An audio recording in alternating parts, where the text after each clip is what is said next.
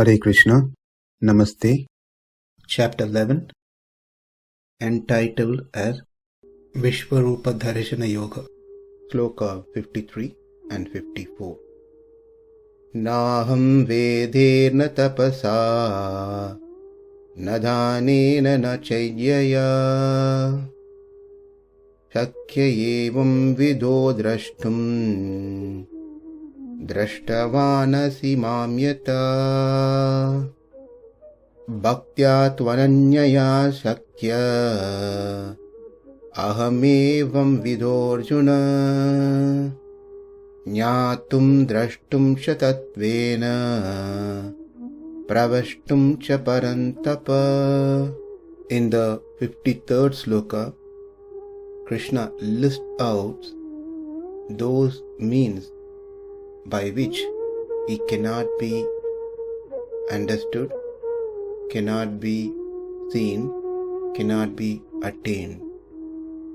Then he answers the only mean by which he can be understood, can be seen, and can be attained in the 54th sloka. Let's see the word by word meaning. Maṁ yathā, me thus, dṛṣṭavān asi, you have seen, evaṁ-vidho aham, I in this form, the divine form constituted of pure, non-material, spiritual substance, and this form which is beyond any doubt, whether I am a man or a Gandharva or a Devata,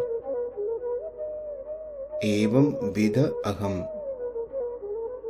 Vedaihi, by study and teaching of the Vedas, na draṣṭuṁ śakya, not capable of being seen. Tapasā, not by penances. Dānena, not by charity. Cejyayā, not by rites, yagas and yajñas, etc. Let's see the translation of this one, and then we can move on to the next sloka. O Arjuna, the way that you have seen me is not possible by studying the Vedas, not possible by going through austerities, not possible by doing charity, or not possible by performing any sort of yaga, yajñas, or any ritual deed. And this is the statement that has been stated in Kathopanishad. Nāyam ātmā pravachanena labhyah na medaya na bahuna shrutena yam vivaishya vrinute tena labhyah tasyaiva ātma vivrinute tanum swam. The Supreme Lord cannot be simply understood by any scholarly skills, cannot be understood by studying Vedic literature, cannot be understood by any other mean. However, if one is slightly favored by the mercy of the Lord, if the Lord is pleased, one can understand him, one can see his transcendental form, and one can attain him. This exact statement given in the Upanishad as well. So the question is, then why do we have Vedas? Why do we have classes? Why one should do any chanting of Vedas? None of those things is of any use. Well, that cannot be the true statement. Everything is given to us for one purpose, to understand God and then attain God.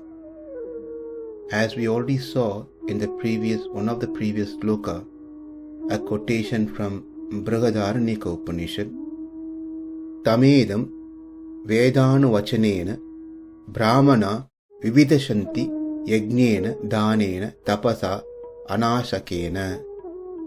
This statement clearly says that one can attain the Supreme Lord by studying Vedas, by performing sacrifices, by doing charity, by doing austerity. We have seen this in the 48th Sloka. So, we also addressed there that these are not contradictory slokas, rather they are complementary slokas. So, we saw two slokas which says the Lord cannot be seen, understood and attained by these process. And we saw another sloka which says through this process one can attain the Lord. Here's another sloka, quotation from again Brihadaranyaka Atmavare draṣṭavyah śrotavyah mantavyah nidithyasitavyah. Here it is said everything comes to truth. One can attain the Lord by meditating upon Him, by hearing and so forth. So the answer to this is combined with the 54th sloka when we get there. Now let's focus on the 53rd sloka. Not by studying Vedas. When we say not by studying Vedas, it includes the other parts of Vedas as well, which means studying of the Vedas, to teach the Vedas to others, to explain its meaning to others, to recite Vedas, to hear the Vedas. All these things are inclusive when it is said not by Vedas. So none of this process is going to help one to understand God. Nor yaga, dāna, homa, tapas. Neither of this is going to be helpful as well to understand, to attain Krishna.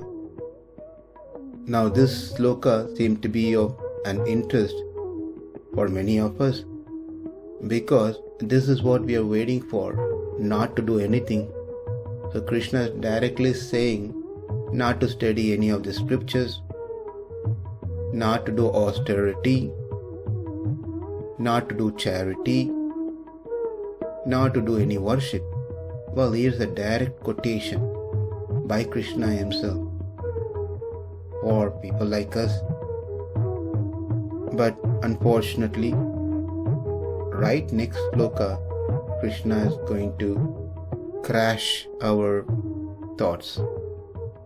Paran-tapa, O subduer of enemies, Arjuna, O Arjuna, evaṁ-vidho aham, I in this form, ananyayā, by single-minded, bhaktyā tu, devotion only, tattvena, in fact, jñātuṁ śakya, can be known, draṣṭuṁ, seen, praveṣṭuṁ, entered into, śakya, can be. Translation: My dear Arjuna, only by undivided devotional service can I be understood as I am, standing before you, and can thus be seen directly. Only in this way can you enter into the mysteries of my understanding. So here is the answer. The answer is bhakti. It is only by bhakti that one can understand Krishna, one can see Krishna, one can attain Krishna. There is no other means to achieve any of these three things. Then why did the Lord have given various other process. Whatever is God given to us cannot be useless. The Vedas are filled with many things to do with charity, worship, penance, everything. So all those things are bundled and has to be kept aside. The answer is, a person studies Vedas with bhakti towards Krishna. A person teaches Vedas to others having bhakti towards Krishna. A person recites Vedas with bhakti towards Krishna. A person hears Vedas having bhakti towards Krishna.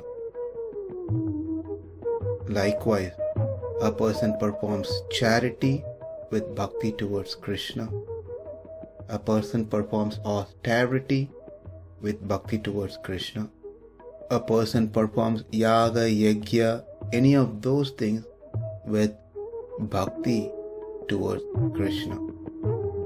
So the answer again, not to reject them, one performs those things with bhakti. What Krishna said in 53rd Sloka is, not by performing Vedic study without bhakti Krishna can be attained. Not by performing charity without bhakti Krishna can be attained.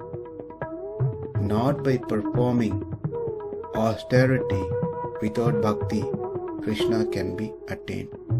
So bhakti is the essence in anything that we do in our life, in our process, spiritual process towards attaining Krishna. And that is what has been told here in the 54th sloka, the last two lines, jñātuṁ, draṣṭuṁ, praveṣṭuṁ, meaning to understand, to see, and to attain. One has to have bhakti in each stage. One able to get into the association of sattvic person, saintly person, because of the merits earned in previous lives. It could be knowingly or unknowingly, whatever has been done by that person, a good deed. Through the company of saintly people, he develops a pleasure in hearing the names of the Lord, the praises of the Lord, the stories of the Lord, and the bhakti starts sprouting in the form of knowledge. And with this knowledge, the person earns to see, have a darshan of the Lord. And from that stage, he gets to a stage where he is unable to live for a moment without the association of the Lord. He cannot sustain any longer.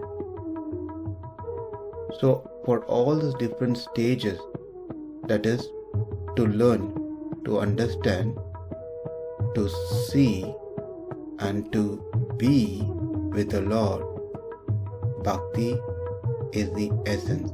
Without the bhakti, one cannot attain any of these things. And now the question is, how or what is the nature of that bhakti? And that bhakti, Krishna says here, must be ananya bhakti. Anya bhakti means devotion to others as well as to Krishna. Ananya bhakti means bhakti towards Krishna and only towards Krishna, not to anyone else. And that bhakti which is free of any gains, expectation of anything.